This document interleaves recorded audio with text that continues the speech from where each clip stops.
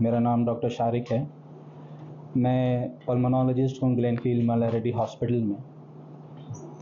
आप सबका शुक्रगुज़ार हूँ, आप लोग आए कीमती वक्त निकाल के आपका। आज हम बात करेंगे एक फंगल इन्फेक्शन के बारे में, फंगल निमोनिया जिसे कहते हैं, क्रिप्टोकोकस फ्लोरेंटी। सबसे पहले मैं आपको बताना चाहता हूँ कि क्रिप्टोकोकस है क्या। क्रिप्टोकोकस एक सीरियस फंगल इन्फेक्शन है जो हम इनहेल करते हैं, वो फंगल स्पोर्स जो हमारे एनवायरनमेंट में प्रेजेंट होता है।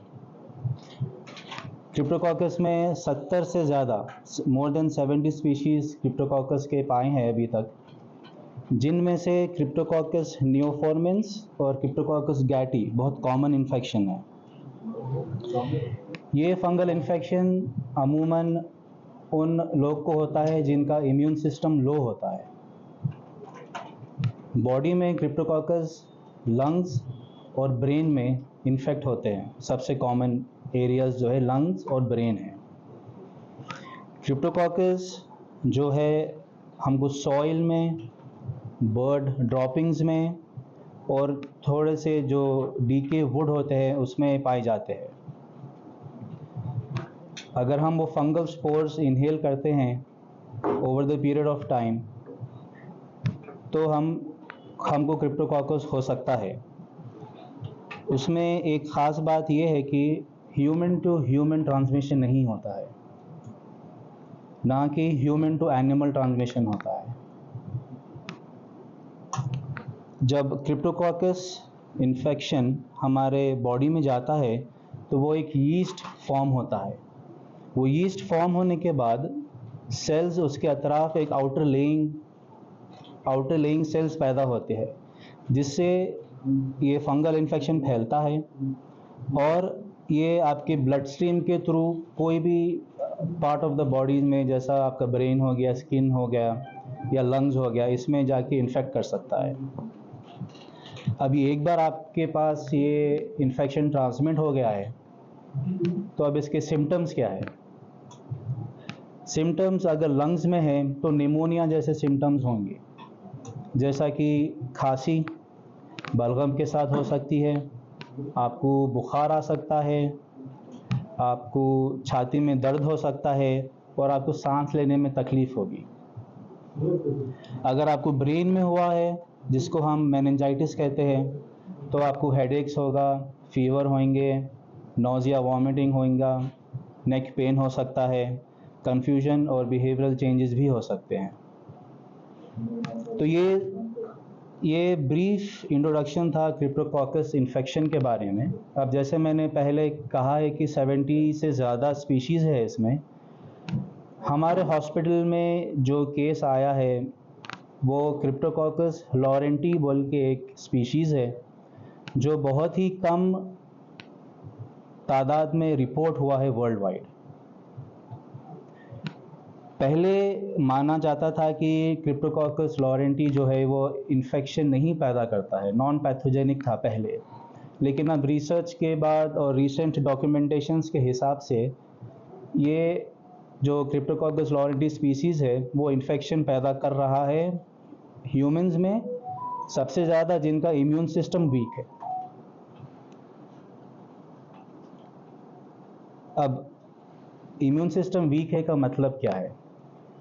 जो लोग कैंसर पेशेंट्स होते हैं या जिनको ऑर्गन ट्रांसप्लांटेशन होता है, स्टेम सेल ट्रांसप्लांटेशन होता है, या बहुत ही ज़्यादा अनकंट्रोल डायबिटीज़ वगैरह जिनको होता है, उन्हें इम्यूनो कॉम्प्रोमाइज्ड पेशेंट कहते हैं।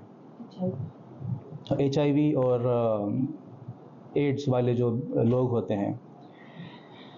बट हमारे पेशेंट में ये सब कुछ भी नहीं था, उनको सिर्फ डायबिटीज़ थी, लेकिन कंट्रोल डायबिटीज़ थी।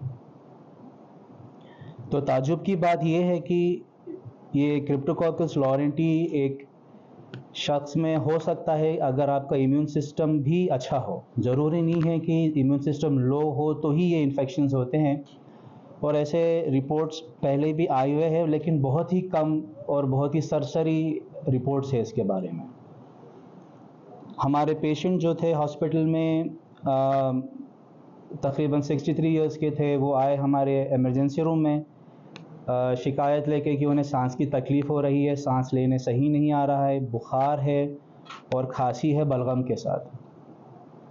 फिर जब मैं इन्वेस्टिगेट करा और थोड़े से इनिशियल इन्वेस्टिगेशन जब हम भिजाए तो हमको सीटी स्कैन HRCT चेस्ट में पता चला है कि उनको कुछ वायरल या निमोनिया जैसा कुछ सिम्टम्स है और सीवियर ARDS है।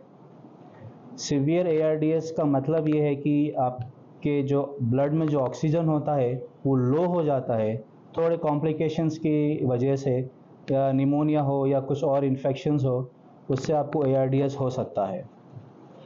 तो पेशेंट का इनिशियल डायग्नोसिस था ARDS with viral pneumonia with diabetes and hypertension.